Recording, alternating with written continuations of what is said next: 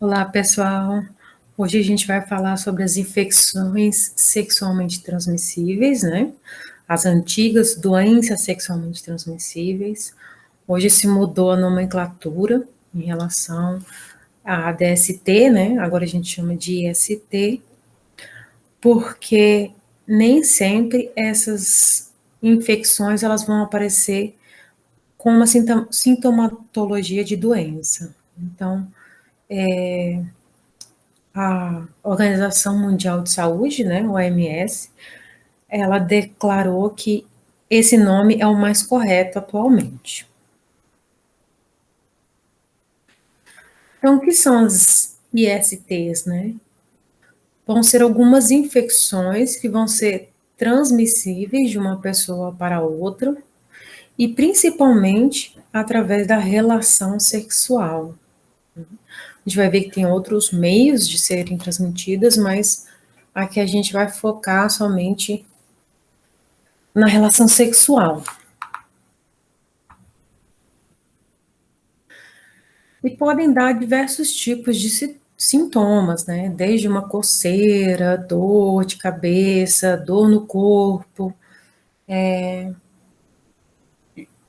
Generalizando, a gente falaria de um quadro de inflamação, né?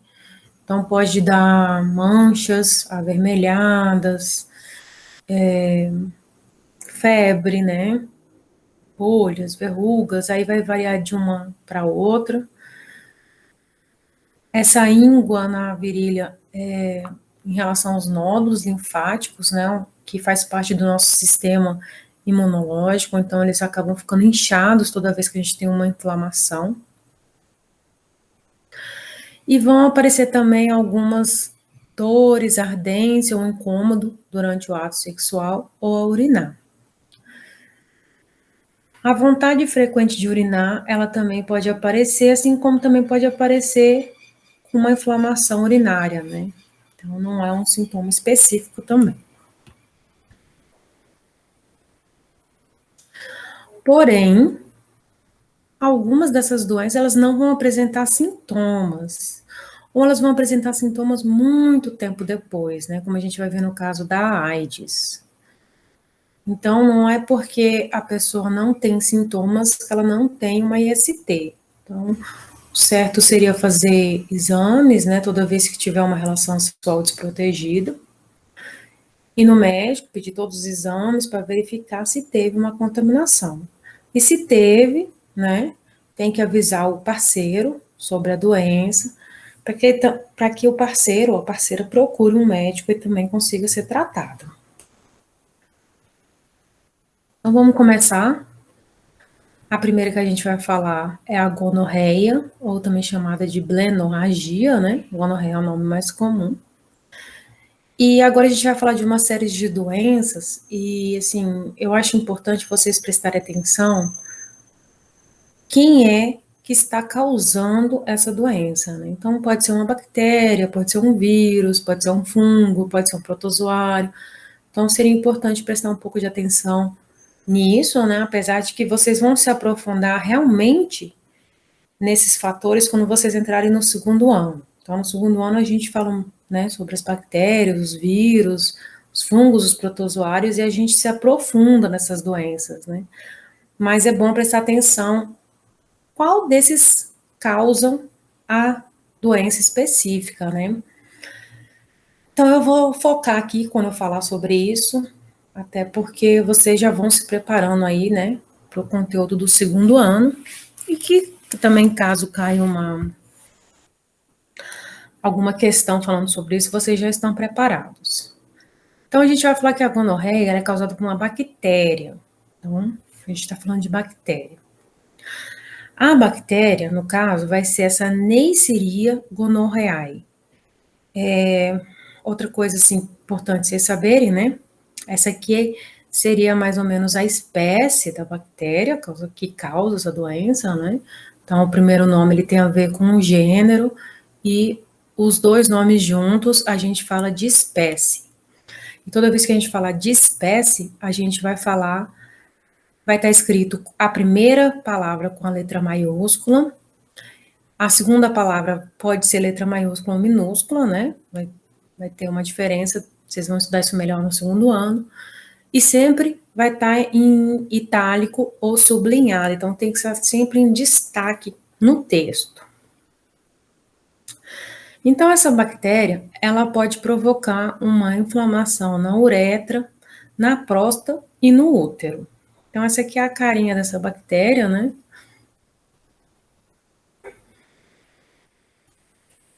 Então, a pessoa que está com gonorreia, ela pode ter como sintomas a dor, a ardência, uma secreção branca ou amarelada, né, ao urinar. Então, essa secreção ela vai estar saindo dos órgãos genitais, né? Tanto da vagina quanto do pênis. E o que chama a atenção nessa doença é que ela não produz sintomas principalmente na mulher, né? Então, a mulher ela pode acabar transmitindo várias vezes durante várias relações sexuais protegidas, sem ela saber que ela está com a gonorreia. Então, tem que tomar muito cuidado com isso. Sempre ir no médico, fazer os exames de rotina, e sempre que houver, né, uma relação sexual desprotegida, já ir no médico para fazer os exames e saber se tem, senão continua propagando a doença mesmo sem ter sintoma. No homem vai sair também uma secreção aqui, então no homem é mais comum ter um sintoma associado. Na mulher, como vai sair lá no colo do útero, né, que é a entrada do útero, pode ser que passe despercebido, né, pela mulher os sintomas. Principalmente que a mulher, ela acaba secretando, né, algumas secreções e que são semelhantes à secreção da inflamação da gonorreia. Então, ela acaba não sabendo que ela está com a infecção. A mulher grávida que pegar a doença, ela tem que tomar muito cuidado, né? Porque durante o parto pode causar uma infecção nos olhos do bebê, né? Então, tem muitos casos de bebês que nascem com uma infecção forte nos olhos, e quando vai descobrir é porque a mulher que estava grávida, ela estava com gonorreia. E o tratamento, ele é feito com antibióticos, né? Então, vamos lembrar que quando a gente fala de antibióticos, a gente fala de tratamento bacteriano. Então, a gente não vai usar antibiótico para infecções virais, fúngicas, protozoárias. Toda vez que a gente falar de antibiótico, a gente está falando de infecção bacteriana. Então, os antibióticos são os remédios usados para combater as infecções bacterianas. Então, se você está fazendo uma questão lá e ele fala que a pessoa está com uma doença de origem bacteriana, você já sabe que o tratamento é antibiótico, né?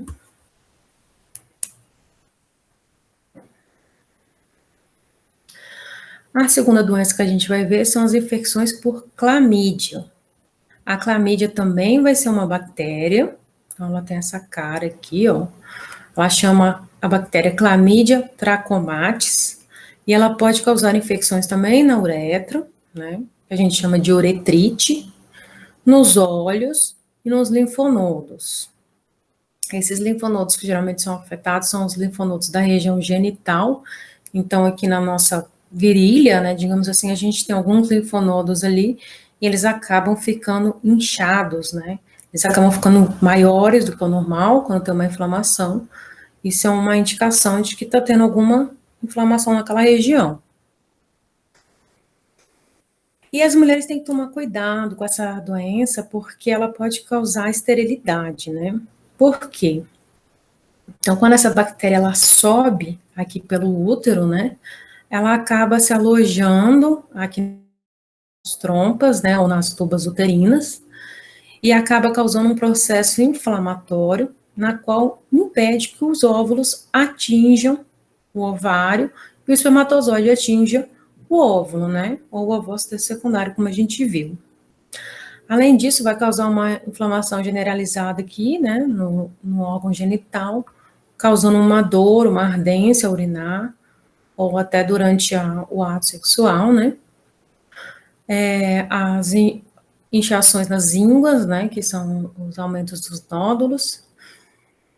Pode causar sangramentos anormais, né? Então, entre uma menstruação e outra pode aparecer um sangramento, que não é comum, então é bom prestar atenção nesse sintoma. E a dor durante o ato sexual, porque está uma região inflamada ali, né? Então, o tratamento adequado é com antibióticos, então tem que ir no médico, pedir um antibiótico, e vai tratar e vai se livrar dessa inflamação, né? Então, está mostrando aqui, ó, o óvulo ele fica impedido, né, de passar, assim como o espermatozoide, por causa de uma inflamação aqui na tuba uterina.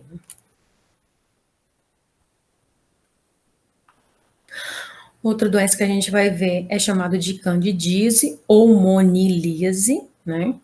Dessa vez causada por um fungo. Então, a gente estava falando de doenças bacterianas, agora a gente está falando de doença causada por fungo. E o nome desse fungo vai ser Candida albicans, né? Aqui tem a cara desse fungo, né? Esses detalhes do fungo vocês vão estudar também quando vocês estiverem no segundo ano, né? Aqui as hifas, tudo. E é o mesmo fungo que ele vai causar o sapinho na boca. Então, assim, quando na forma assim de bebê, criança, é comum aparecer esses sapinhos na boca aqui, ó. Por que que é comum aparecer? Por causa do sistema imunológico que ainda não está pronto, né? Não está maduro. Então, o fungo da Cândida, ele vive no nosso corpo normalmente sem causar problemas. Só que o nosso corpo, o nosso sistema imunológico, ele tem que ter um controle sobre esse fungo, né? Então, é um fungo que vive no nosso organismo, né? Vive no nosso intestino, nos órgãos genitais, até na boca a gente pode encontrar um pouco desse fungo, mas ele é o tempo todo controlado pelo nosso sistema imunológico. Quando ocorre a candidíase, é justamente quando o nosso organismo ele perdeu esse controle e se tornou uma inflamação, né?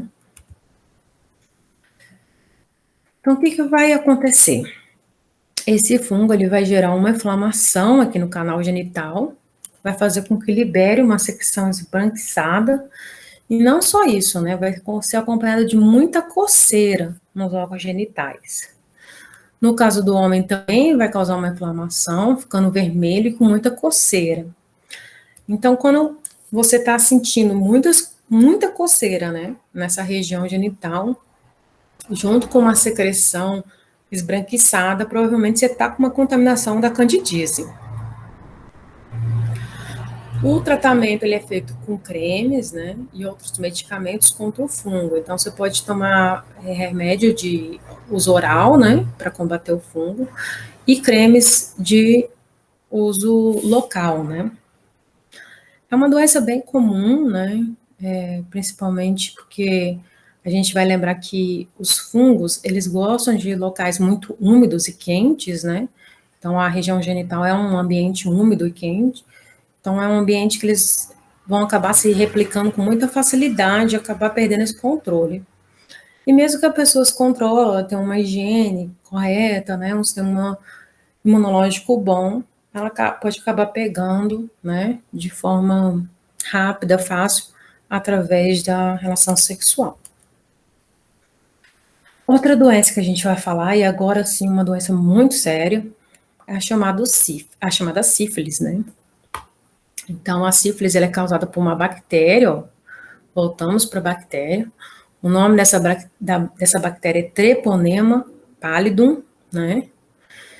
E essa doença, ela pode chegar a ser até fatal se ela não for tratada corretamente, né? Então, é uma doença, assim, muito perigosa, muito traiçoeira, a gente já vai ver o porquê dela ser tão traiçoeira.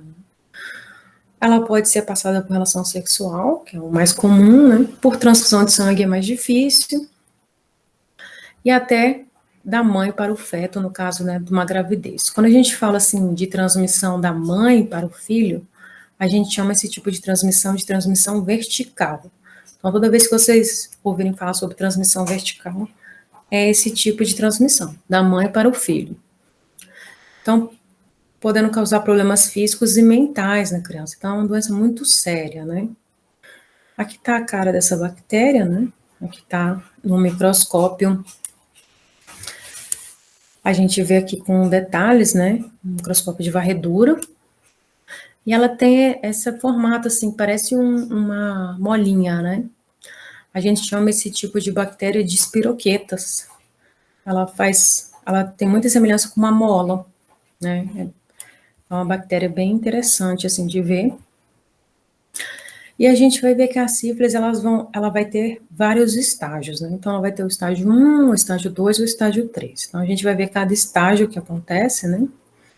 Então, no estágio 1, o primeiro sinal é uma ferida, normalmente sem dor, dura, com bordas elevadas e avermelhadas, que pode aparecer na área genital, no ânus, na boca e até em outras regiões que tiveram contato com essa bactéria, né? Então, durante ali o ato sexual pode acontecer, né? Contato em qualquer região do corpo, e onde ela tiver esse contato, ela pode formar essa ferida.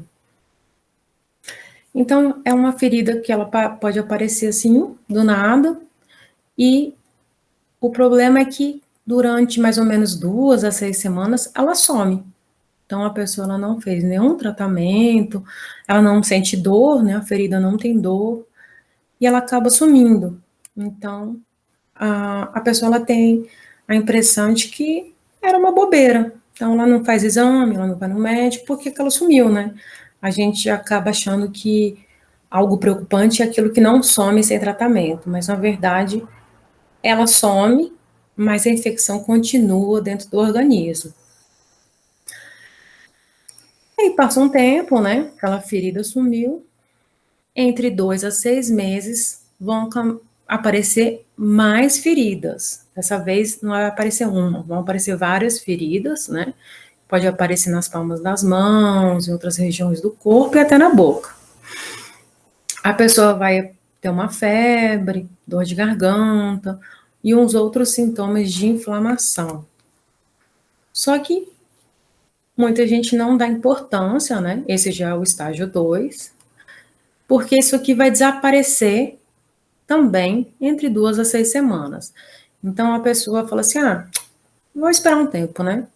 Se não desaparecer, eu procuro um médico. Só que elas desaparecem. E aí a pessoa tem uma falsa noção de que ela foi curada. Só que ela não foi curada. Ela vai entrar no estágio 3, que é o pior de todos. Então, no estágio 3, as feridas desapareceram, ela não fez nenhum tratamento. Então, após alguns anos, essa bactéria ela vai começar a atacar o coração, as artérias, o sistema nervoso, e a pessoa vai ter sérios problemas de saúde, como cegueira, paralisia, ela não vai conseguir mexer, né, os membros, ela pode ter loucura, e ela chega até a parte da morte, né? Ela fica assim como uma pessoa assim, como se ela tivesse uma demência, né? E isso acontecia muito antigamente, né? A sífilis era muito contagiosa antigamente, as pessoas não usavam preservativos, né? E as pessoas associavam que aquela pessoa ficou louca, né? Demente, assim, de uma hora para outra, elas não associavam essa doença, né? Então, demorou para ter uma associação de que esses sintomas faziam parte da sífilis, né? De uma doença sexualmente transmissível, quer dizer, de uma infecção sexualmente transmissível, né? Então, quando ela chega nessa terceira fase, geralmente é fatal. E se não é fatal, vai deixar sequelas muito graves na pessoa, né? Por isso que ela é uma doença tão perigosa. O diagnóstico é feito por exame de sangue e o tratamento é feito com antibiótico, porque a gente está falando de bactéria, né? Então, é uma doença que tem que ficar de olho, né? Inclusive, eu esqueci de falar da gonorreia. De uns tempos para cá, né, a gonorreia também era considerada uma doença antiga, né, que dava na antiguidade, quando as pessoas não usavam preservativo. Só que a gonorreia, ela tem voltado com tudo ultimamente, e ela tem voltado numa forma mais difícil de tratar, né, ela tem voltado numa forma resistente a antibióticos, então tem que tomar muito cuidado com a gonorreia também. A quinta doença que a gente vai ver é a chamada herpes genital, né? Então, a herpes é uma doença muito comum, né? Tem a herpes que as pessoas comumente têm nos lábios, né? É o mesmo vírus, né? Causado por vírus, então vai ser o mesmo vírus, só que vão ser cepas diferentes, né? Então, a gente vai ter as cepas dos herpes genitais e as cepas dos herpes bucais e outras cepas de diferentes tipos de herpes, né? A gente tem a herpes zoster e outras herpes. Mas a herpes genital é a que a gente vai tratar aqui porque ela é a transmitida sexualmente, né? Então aqui tá a cara do vírus, né? Toda vez que a gente vê um vírus, ele tem essas bolinhas aqui em volta, né, da cápsula dele, e aqui dentro tem um material genético. Então, o local onde esse vírus ele tem contato, né, ele geralmente, aonde ele toca, né, ele forma essas bolhas, né, que elas vão estourando e formando pequenas feridinhas, né. Então, essas bolhas, elas aparecem lá na região genital. E ela é uma doença que não tem cura. Então, ela vai desaparecer em torno de 4 semanas, mas o vírus vai continuar sempre presente no organismo da pessoa. E o que vai acontecer? Esse vírus, ele fica lá quietinho, dormente, lá no organismo da pessoa, e aí quando a pessoa ela tem uma baixa do sistema imunológico, né, geralmente quando ela tem uma gripe, algum outro tipo de infecção, ela volta. Quem tem herpes bucal vai aparecer na boca, quem tem herpes genital vai aparecer nos órgãos genitais, e quem tem os dois tipos de herpes vão aparecer simultaneamente. Então, é comum a pessoa que ela tem, né, já teve o contato com esses dois tipos de cepas de vírus, né, é quando ela baixa o sistema imunológico dela, essas feridinhas, elas voltam a aparecer no sistema genital e voltam a aparecer no lábio da pessoa. Passa um tempo, o sistema imunológico recupera e a pessoa volta ao normal, então ela desaparece, né? Então, quando a gente falar de tratamento, né, a gente vai falar que tratamento é paliativo, né, um tratamento só para diminuir o incômodo, mas não tem cura. O que deve ser tomado cuidado, né, é sempre evitar tocar, né, a área que está contaminada, a área que tem essas feridas, essas bolhas, porque essas bolhas elas se enchem de líquidos e nesses líquidos está cheio, preenchidos de vírus, né? Então aqui está o vírus prontinho para ser transmitido. Então tomar muito cuidado, não tocar. Se tocar, lavar bem as mãos, né? E não deve ter relações sexuais quando tiver as bolhas, porque é a fase contagiosa, né? Então, o vírus pode passar para a criança durante o parto, né? Então, se a mulher tiver com herpes genital tem que tomar cuidado na hora do parto, até porque na hora do parto abaixa um pouco o sistema imunológico e é comum dessas feridinhas antes do parto, né? Então, é bom informar um médico se tiver com essas feridinhas, né, na hora do parto, para tomar um cuidado que não passe, né, para a criança. E os medicamentos que são geralmente prescritos são só para diminuir os sintomas, porque a doença não tem cura. Então, é para fazer com que essas feridinhas sarem mais rápido, né, incomode menos a pessoa. Outra doença que a gente vai ver também causada por vírus é o condiloma culminado, também conhecido como HPV, né? Então, ele é causado pelo vírus chamado papilomavírus humano, conhecido como HPV, né? Por isso que tem essa sigla aqui, mas ela vem do inglês, né? Que vem do contrário, Human Papillomavirus. Então, essa aqui é a cara do vírus, né? E a gente sabe que esse vírus também tem várias cepas, então eles têm vários tipos diferentes desse mesmo vírus. Aí ele recebe a sigla e um número depois, né? Então, aqui tem HPV 18, HPV 6, HPV 16 e tem vários outros, né? A característica desse vírus é a formação de verrugas nos órgãos genitais, podendo formar essas verrugas no colo do útero, ao redor do ânus, no pênis, na bolsa escrotal do homem, ou até na região da virilha, né? Então, é um perigo desse vírus, é porque às vezes ele consegue ser transmitido mesmo com o uso da camisinha, né? Então, vai depender do local onde ele estiver, a camisinha não vai cobrir aquele local, né? Então, vai acabar transmitindo do mesmo jeito. Então, por exemplo, no caso do homem ou da mulher, se essa verruga aparecer fora ali da região onde a camisinha é coberta, ela acaba transmitindo mesmo com o uso da camisinha, né? Então tem que prestar bem atenção nisso, né? E essa verruga que forma no órgão genital, ela é conhecida como crista de galo. Então essa aqui, ó, é uma típica verruga crista de galo, né? Ela parece uma crista de galo, tá vendo? Mas ela pode aparecer dessa forma, assim, também, mais discreta, não deixa de ser uma verruga causada pelo HPV. Então, existem vários tipos de tratamento, né? É um tratamento bem local, então pode usar congelamento, bisturi elétrico, laser, cirurgias, produtos químicos, todos para retirar essa verruga, porque essa verruga vai ser o foco da contaminação. Então, lembra que eu falei para vocês, se ela entrar em contato com a pele da outra pessoa, ela acaba transmitindo da mesma forma, mesmo usando camisinha, né? Então, é algo que tem que prestar atenção. As mulheres, elas têm que fazer um exame periódico. Por quê? Porque esse vírus, ele já foi constatado que ele pode causar o câncer de útero, né? Então, quem já teve relação sexual deve fazer um exame chamado Papa Nicolau, né? Que é um exame na qual a ginecologista, ela faz uma pequena, assim, raspagem, assim, do colo do útero e vai olhar na lâmina, né, se tem alguma célula já alterada, né, que pode ser um indício de câncer. E também nos homens podem causar o câncer de pênis. Então é muito comum falar em HPV e associar o câncer de útero, né, mas também já está provado que ele pode causar câncer de pênis no homem e também, em alguns casos, câncer de garganta. Então, pessoas que fazem sexo oral desprevenida, né, pode também esse vírus ficar lá na garganta da pessoa e acaba causando um câncer de garganta. Então, uma característica muito forte desse vírus é a alta capacidade dele de causar câncer, né?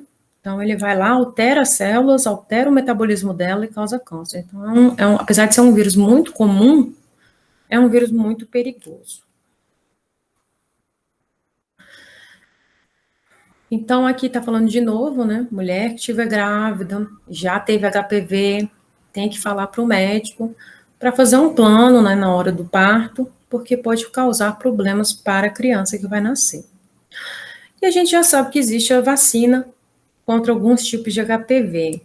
O problema do HPV é que ele tem várias cepas, né? Como eu falei para vocês, ele tem várias variações, assim como a gente está vendo hoje em dia do coronavírus, né?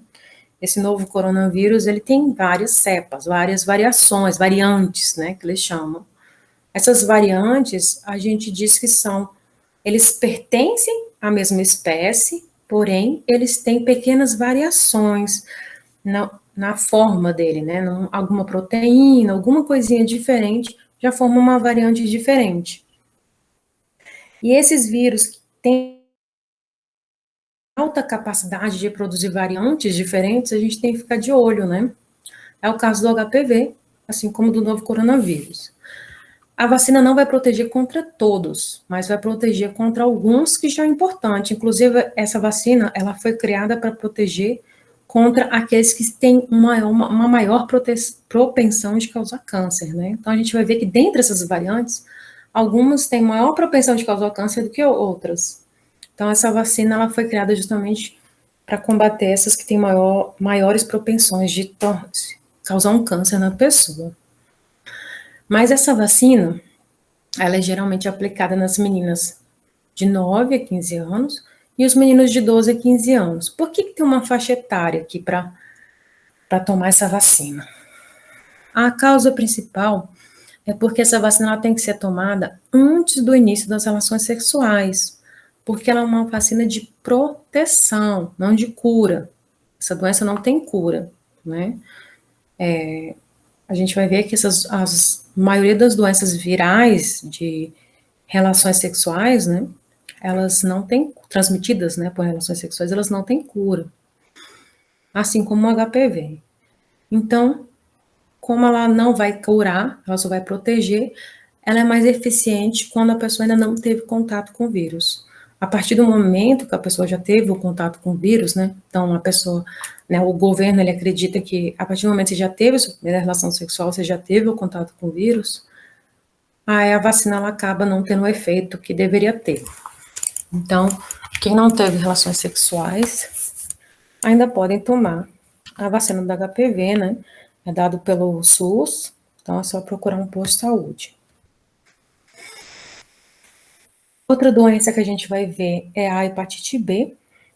A hepatite B, desculpa, também é causada por um vírus, assim como a hepatite A, a hepatite C, a hepatite D, são todas causadas por vírus. Só que esse vírus, ele tem uma propensão de ir lá para o fígado causar uma inflamação. Então, a gente tem aqui ó, a cara do vírus, e ele vai lá no fígado causar problema. Então, vão ter uma série de sintomas aí, né, da hepatite B. Esses sintomas são comuns também para quem tem hepatite A, C, né, ele é bem comum de todas as hepatites. Mas o que a gente tem que focar aqui, ó, é a icterícia. O que é a icterícia? É quando a pessoa ela fica com a pele amarelada, né, é um indício. Porque quando a pessoa ela fica com essa pele amarelada, ou a esclera, né, o branco dos olhos amarelados, a gente já sabe que é um problema no fígado. Então, a pessoa está tendo alguma inflamação lá no fígado, que está fazendo com que ocorra um acúmulo dos pigmentos da bile, né? Então, a gente lembra que a bile, ela é produzida no fígado, e quando o fígado ele está tendo um problema inflamatório, ele acaba acumulando esses pigmentos no nosso organismo e acaba fazendo com que a pessoa fique amarela, a pele na tonalidade amarela, e o que é branco fica amarelo também, né? Então, a hepatite B, além de ser transmitida por relação sexual, pode ser por transfusão de sangue, contato sexual, além de objetos cortantes contaminados. Então, toma muito cuidado aí, quem vai em barbearia, manicure, né?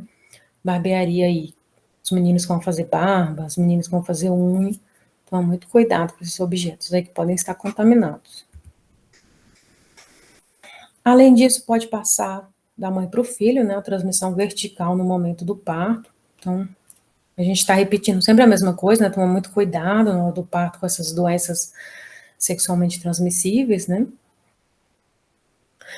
E se a pessoa não fizer um tratamento, ela não diagnosticar logo e fizer um tratamento, a gente pode ter casos de cirrose, que é uma inflamação muito grave do fígado, ou ter um câncer de fígado, né? Então, é um vírus que também tem propensão aí de causar câncer. Essa vacina da hepatite B, ela é tomada quando a criança nasce, né? Então, aqui, ó. Logo que ela nasce, ela já toma a primeira dose dessa vacina e vai tomando, né, 6 meses depois, e os adultos podem tomar essa vacina. Então, essa vacina, ela está sempre disponível lá nos postos de saúde, né? Então, quem não tomou deve tomar, e quem tem profissões de risco, né? Dentistas, enfermeiros, médicos, até manicures, né? Pessoas que trabalham em barbearia, que tem um risco maior, né, de ter contato com esses equipamentos, elas têm que constantemente ir lá tomar a vacina da hepatite B. Ela está sempre disponível lá no posto de saúde, gratuitamente, né? E a última, também importante, e uma doença muito perigosa, é o que a gente chama de AIDS, né? Então, a AIDS, ela vem de uma sigla em inglês, né? Tem esse nome aqui, ó. Weizmann síndrome. No português, se a gente fizesse a sigla, seria SIDA, né? Síndrome da imunodeficiência adquirida, mas a gente usa mais o termo em inglês, né? A sigla em inglês. Ela vai ser causada por um vírus, então a gente já sabe que não tem cura, né? Esse vírus, ele é muito famoso, todo mundo já ouviu falar, que é o vírus HIV, que vem do inglês também, né? Human Immunodeficiency Virus, né? E esse vírus aqui é a carinha do vírus, né? Ele é um vírus bem bonitinho, assim, ele é bem fofinho, assim, parece que é de um desenho animado, mas causa um estrago enorme no organismo da pessoa. Então, a gente tem aqui, ó, a cara desse vírus, ele tem essas perninhas aqui bonitinhas, né? Parece um ET, mas é um bichinho perigoso, viu? Não vai pela cara dele. Aqui tá mostrando no microscópio de transmissão, né, como é que ele é. E como é que esse vírus, ele causa tanto problema no organismo? A gente não vai entrar nos detalhes de como vai ocorrer, né, no nosso organismo, essa infecção, porque é um pouco mais complexa, a gente vai deixar isso para ver lá no segundo ano, quando a gente estudar vírus, né? Mas, de forma resumida, ele vai causando uma destruição progressiva dos linfócitos T4. Então, os linfócitos, eles são nossas células de defesa, né? A gente tem vários tipos de linfócitos no nosso organismo, e ele tem uma predileção de destruir esses linfócitos T4 e faz com que acabe comprometendo o sistema imunológico da pessoa. E aí, o que vai acontecer? A gente vai ver que o problema, quando a pessoa está com AIDS, em si não vai ser o vírus, mas vai ser a série de infecções que isso vai causar devido a essa diminuição dos linfócitos T4. Então, o vírus vai, destrói o sistema imunológico, e aí o sistema imunológico fica baixo, fica sem ter controle. E aí, as outras infecções por bactérias, fungos, protozoários, podem tomar conta, e aí é quando a pessoa acaba falecendo, né? Então, existem algumas formas, né, de transmissão do vírus, né? Ele é muito presente nos fluidos corporais, né? Então, a gente vai encontrar muita carga viral nos fluidos corporais, principalmente o sangue, o sêmen, secreção vaginal, leite materno, o líquido cefalorraquidiano, que é um líquido que fica aqui na nossa medula, até o cérebro, o líquido amniótico, né, que é o que está na placenta. E ele vai, a porta de entrada dele, através do contato com mucosas, né? No caso dessas mucosas, quando a gente fala da boca, né? A boca geralmente precisa ter uma feridinha ali, né? Para facilitar a entrada dele. Já no ânus, na vagina, já é uma contaminação mais fácil, né? A pele a gente não precisa ter preocupação, porque pode ocorrer a infecção se tiver machucado, né? Uma pele intacta não é capaz de ocorrer a transmissão. E aí a gente sabe que as formas mais comuns de se contrair o HIV é através de uma mulher que fica grávida, né, sem tratamento, então consegue passar para o filho, receber um sangue contaminado, né, através de uma transfusão sanguínea. É muito difícil ocorrer isso hoje em dia, mas não é impossível, né? É difícil, mas não é impossível. Então, tomar um pouco de cuidado, né? Através da amamentação, porque ele vai estar presente no leite materno. Então, a mãe que tem HIV positivo, ela tem que tomar cuidado, né? Ela não pode amamentar o filho. Uso de seringas compartilhadas, então tudo que é objeto cortante, pérfuro cortante, contaminado, é um foco, né, de transmissão. Principalmente aqui está o maior, né, fator de transmissão do HIV, que é o sexo sem camisinha, seja oral, vaginal ou anal. Então, quando a gente fala sexo sem camisinha, a gente não está só falando de vaginal, anal, a gente também está falando do risco de sexo oral. Então, tem que tomar cuidado. E instrumentos não esterilizados, né? Então, mas aqui é um pouco mais difícil, né? Porque hoje em dia, você vai num hospital, num dentista, tudo é usado esterilizado. Mas, como eu falei, né? Tem locais como salões de beleza, barbearias, tomar um pouco de cuidado, porque a gente tem um problema no nosso país de fiscalização. Existem as leis, mas não existe a fiscalização é muito fraca, né? Acaba funcionando somente quando tem uma denúncia. Então, vamos tomar cuidado aí, gente. Não confia na fiscalização, não. Leva seus próprios equipamentos na hora de ir nesses locais. Meios que não se pega. Um beijo. Você pode beijar uma pessoa que seja HIV positiva, que não vai pegar. É muito difícil, né? As duas pessoas precisam ter um corte na boca, né? As duas pessoas vão se beijar, então é uma transmissão muito rara. Não se pega compartilhando talheres, compartilhando banheiro. A masturbação a dois, né? Não tem ali o contato ânus, vaginal, boca. Não se pega através de suor, lágrimas, saliva. Sexo com camisinha não tem risco também, né? Desde que a camisinha não fure, não tenha, né? Problema no meio do caminho. Se a pessoa tossir ou espirrar, não tem problema, né? Não é um novo coronavírus. Não é dessa forma que o HIV se transmite. Então a gente vê que tem vírus que se transmite por líquidos, fluidos corporais, né? Como sangue, sêmen, secreção, e tem e tem vírus que eles se transmitem de forma de fluidos respiratórios, né? Então a pessoa que espirra, tosse, ela acaba transmitindo, que é o caso do coronavírus, né? Doação de sangue, então aqui tá como não pega, porque hoje em dia é muito raro, né? Os sangues todos são feitos vários exames e repetidos esses exames, né? Eles fazem dois tipos de exames diferentes, né? Para que não se passe, né? Se transmita. E por contato físico, pode beijar, abraçar, que não tem problema nenhum. No caso das relações sexuais, o único meio de se evitar pegar é usando a camisinha em todas as relações sexuais ou abstinência, né, gente? Abstinência também é um meio de não se pegar, mas a camisinha é muito eficiente para quem não for fazer abstinência. Exigir a esterilização, né? Então, tomar cuidado aqui com salões, lâmina de barbear, tesoura, alicate de unha, porque nos hospitais e nos postos de saúde, nos dentistas, é muito difícil isso acontecer, né?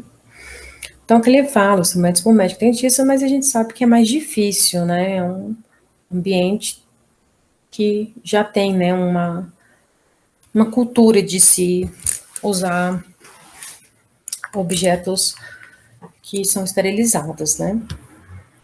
Então, sempre se usa seringas, agulhas descartáveis. Se você vai num lugar e você tem dúvida de que está usando, pede para ver, né? Se aquela seringa ou aquela agulha foi realmente descartável, né? Foi tirada na hora da embalagem. E existe o teste, né? Do HIV. Então, toda pessoa que ela tá com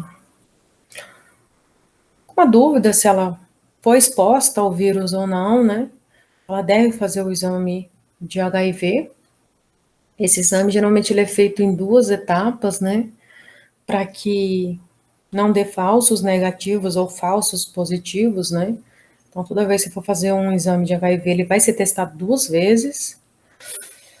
Até porque um falso negativo, um falso positivo pode gerar, né, um problema muito grande, não só para a pessoa, mas para aquela pessoa que também vai transmitir para outras pessoas, né? Ela acha que ela não tem, ela tem, ela pode transmitir. Então, é levado muito a sério, é feito duas vezes para confirmar realmente se a pessoa ela é HIV positiva ou HIV negativa. Então, se der positivo, ela é chamada de HIV positivo ou também chamada de soro positivo, né? Então, esses exames, eles simplesmente detectam se a pessoa é portadora ou não do HIV, né? Então, é diferente de AIDS. A gente vai ver que AIDS é quando a pessoa já está com outros sintomas. A pessoa que fez o exame e deu positivo, ela é só portadora, porque geralmente ela não apresenta nenhum sintoma.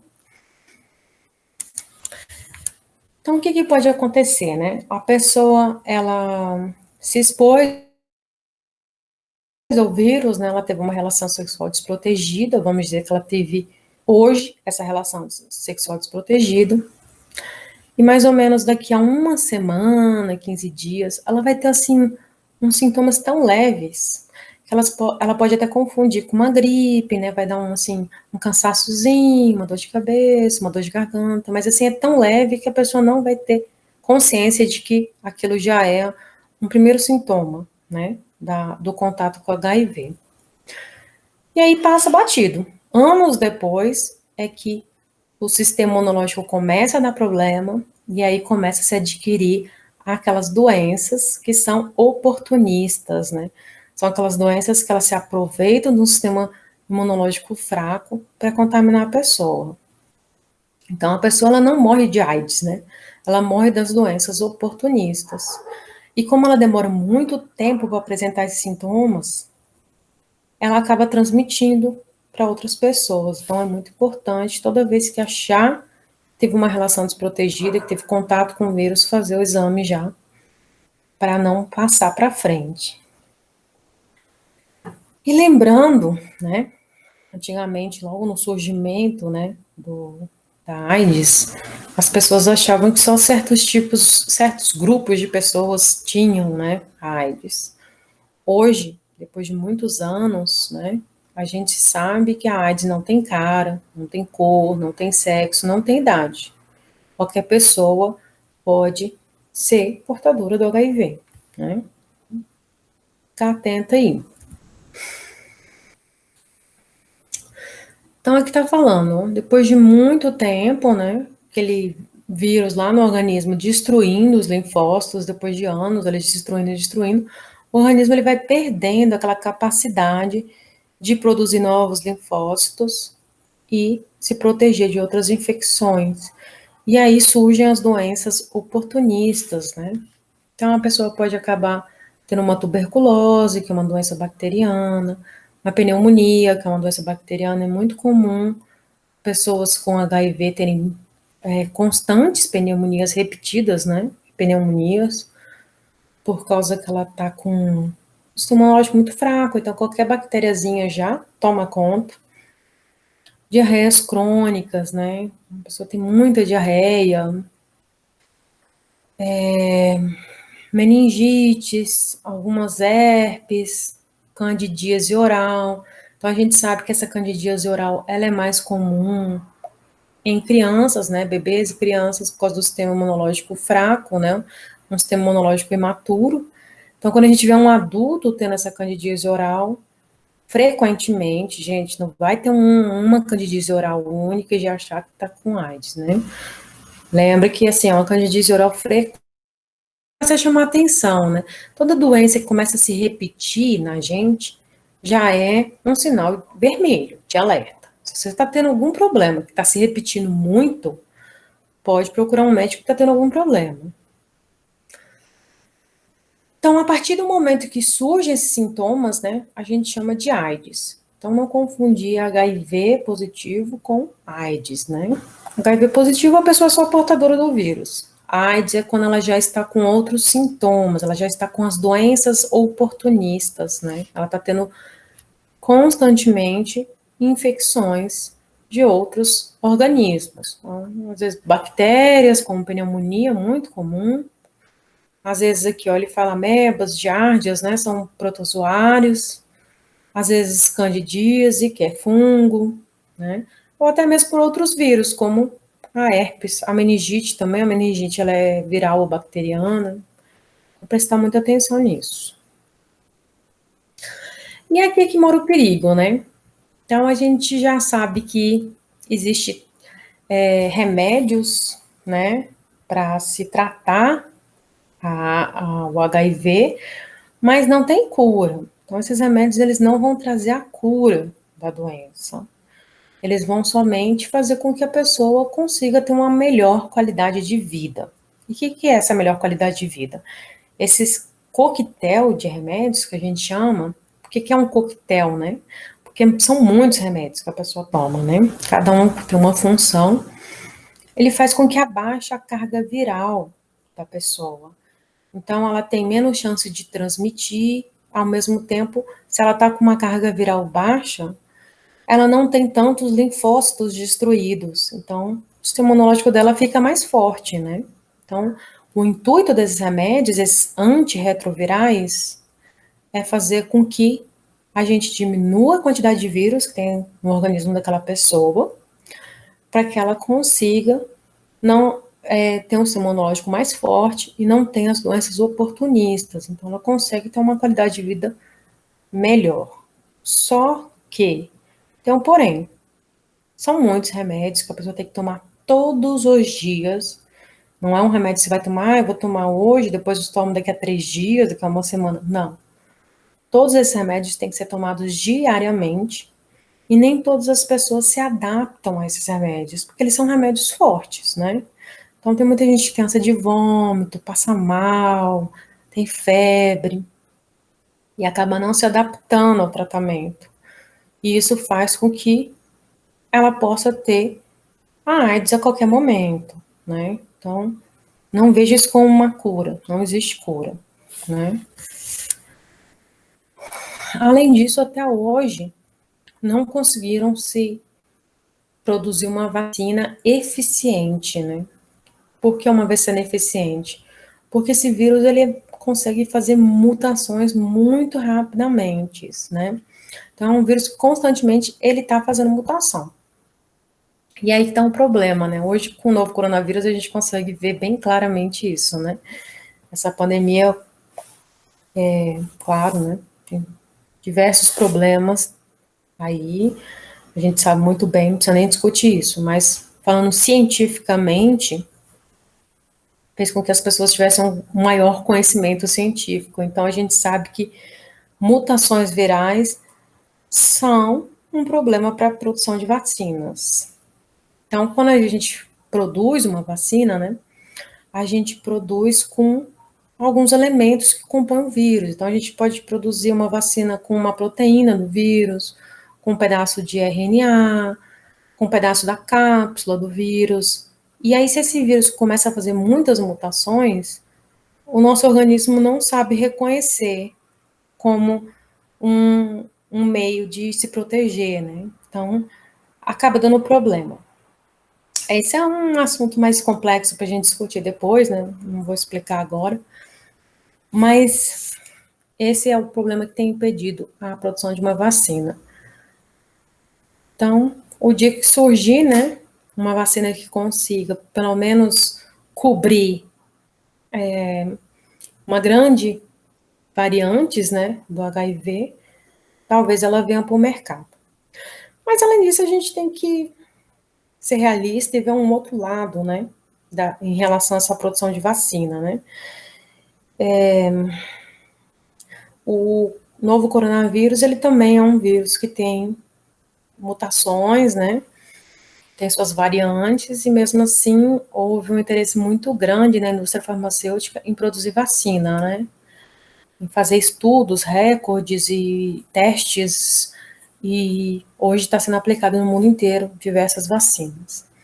E a gente pensa, nossa, mas o HIV, ele está aí sendo falado desde os anos 80, né?